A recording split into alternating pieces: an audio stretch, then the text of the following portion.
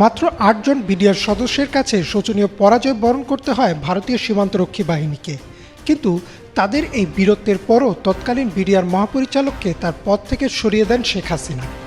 বাংলাদেশ ভারত সীমান্ত লাগোয়া বড়াইবাড়ি গ্রামটিতে কি হয়েছিল ২০০১ সালের ১৮ এপ্রিল? যুদ্ধ বড়াইবাড়িতে হলেও ঘটনার শুরু সিলেটের পাদুয়া থেকে। তৎকালীন বিডিআর মহাপরিচালক মেজর জেনারেল অবসরপ্রাপ্ত ফজলুর রহমান বিবিসিতে দেয়া এক সাক্ষাৎকারে বলেন, সিলেটের পাদুয়াতে বাংলাদেশ সীমান্তের ভিতরে দীর্ঘদিন অবৈধভাবে একটি অস্থায়ী ক্যাম্প করে রেখেছিল বিএসএফ। তবে এ নিয়ে দুদেশের সীমান্ত বাহিনীর মধ্যে কোনো উত্তেজনা ছিল না। ২০০১ সালে বিএসএফ পাশের আরেকটি ক্যাম্পের সাথে একটি সংযোগ সড়ক নির্মাণ শুরু করে বাংলাদেশ সীমান্তের উপর দিয়েই। এমন অবস্থায় বিডিআরও একই জায়গায় একটি অপারেশনাল ক্যাম্প স্থাপন করে। বিডিআর সড়ক নির্মাণ নিয়ে আপত্তি জানালেও বিএসএফ তাতে কর্ণপাত করেনি।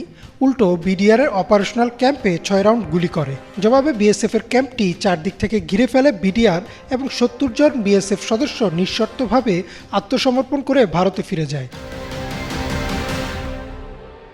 প্রতিবেদনে আরও উঠে আসে যে লজ্জাজনক এই ঘটনার প্রতিশোধ নিতে পরিকল্পনা শুরু করে বিএসএফ এবং কুড়িগ্রামের বড়াইবাড়ি বিডিআর ক্যাম্প দখলে নেওয়ার প্রস্তুতি নেয়। ২০০১ সালের ১৮ এপ্রিল ভোররাতে স্থানীয় কিছু কৃষক তাদের জমিতে সেচ দিচ্ছিলেন। এমন সময় তারা দেখেন ভারী অস্ত্রশস্ত্র নিয়ে ধান ক্ষেতের উপর দিয়ে হেঁটে আসছে কয়েকশো সেনা। তাদের মধ্যে কয়েকজন হিন্দি ভাষায় বিডিআর ক্যাম্পের অবস্থান জানতে চায় কৃষকদের কাছে। কৃষকদের একজন সাইফুল ইসলাম বুদ্ধি করে তাদের ভুল ঠিকানা দেয় এবং বিএসএফ সেদিকেই রওনা হয়। সাইফুল ইসলাম বলেন, বিএসএফকে ভুল ঠিকানায় পাঠিয়ে তিনি ছুটে আসেন বড়াইবাড়ি বিডিআর ক্যাম্পে। সে সময় ক্যাম্পে ছিলেন মাত্র ৮ জন বিডিআর সদস্য। তারা এই খবর পাওয়ার পর দ্রুত গ্রামবাসীকে নিরাপদ স্থানে সরিয়ে দেন এবং নিজেরা ক্যাম্প ফাঁকা রেখে গ্রামের বিভিন্ন জায়গায় লুকিয়ে পজিশন নেন। কৃষক সাইফুল ইসলাম নিজেও আনসারের প্রশিক্ষণপ্রাপ্ত ছিলেন। তিনিও অস্ত্র হাতে নেন বিডিআর সদস্যদের সাথে। এরপর অপেক্ষা। স্থানীয় বেশ কিছু বাসিন্দা বিবিসিতে দেয়া সাক্ষাৎকারে বলেন, বিএসএফ সদস্যরা ভুল ঠিকানা থেকে আবার গ্রামের দিকে ফিরে আসে এবং বিডিআর ক্যাম্পটি খুঁজে পায়। সাথে সাথে তারা ক্যাম্প লক্ষ্য করে এলোপাথারি গুলি ছুটতে থাকে। কিছুক্ষণ গুলি ছোড়ার পর তারা ভাবেন হয়তো বিডিআর সদস্যরা ভয়ে ক্যাম্প ফাঁকা রেখে পালিয়ে গেছেন। এমন সময় বিএসএফ সদস্যদের মাঝে রেখে চারদিক থেকে গুলি করা শুরু করেন ৮ জন বিডিআর সদস্য। বিএসএফ মনে করে তাদের হয়তো চারদিক থেকে ঘিরে ফেলা হয়েছে। তারা দিকবিদিক শূন্য হয়ে এলোপাথারি গুলি করতে থাকে এবং পিছিয়ে যায়। প্রথমে গ্রামবাসী পালিয়ে গেলেও ভোর ৫টা থেকে যখন প্রচণ্ড গোলাগুলি শুরু হয়, তাদের মধ্য থেকে আনসারের ট্রেনিংপ্রাপ্ত আরও ১২ জন ফিরে এসে বিডিআরের সাথে মিলে প্রতিরোধ গড়ে তোলেন। ১৮ এপ্রিল দুপুর পর্যন্ত চলতে থাকে গোলাগুলি। দুপুরে কিছুটা বিরতি দিয়ে সন্ধ্যা থেকে আবার চলতে থাকে গুলি। সদর দপ্তরে খবর পৌঁছালে ময়মনসিংহ ও জামালপুর থেকেও বিডিআর সদস্যরা বড়াইবাড়ি এসে পৌঁছান। ১৮ এপ্রিল সারাদিন, সারা রাত এবং ১৯ এপ্রিল সারা রাত গোলাগুলি চলে। এক পর্যায়ে পালিয়ে যায় বিএসএফ সদস্যরা।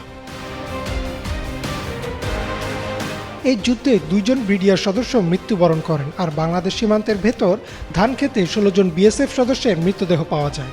স্থানীয়রা বলেন, বিএসএফের অন্তত ১৭০ জন সদস্য নিহত হয়। বাকিদের দেহ তারা ভারতে নিয়ে যেতে পারলেও ফেলে যায় ১৬টি দেহ। কিন্তু প্রকৃত হতাহতের আনুষ্ঠানিক সংখ্যা এখনও নিশ্চিত হওয়া যায়নি। কিছুদিন পর পতাকা বৈঠক করে সে মৃতদেহগুলো ফেরত দিতে চাইলেও সেগুলো নিতে অস্বীকৃতি জানায় বিএসএফ, কিন্তু পরবর্তীতে সেগুলো ফিরিয়ে দেওয়া হয়।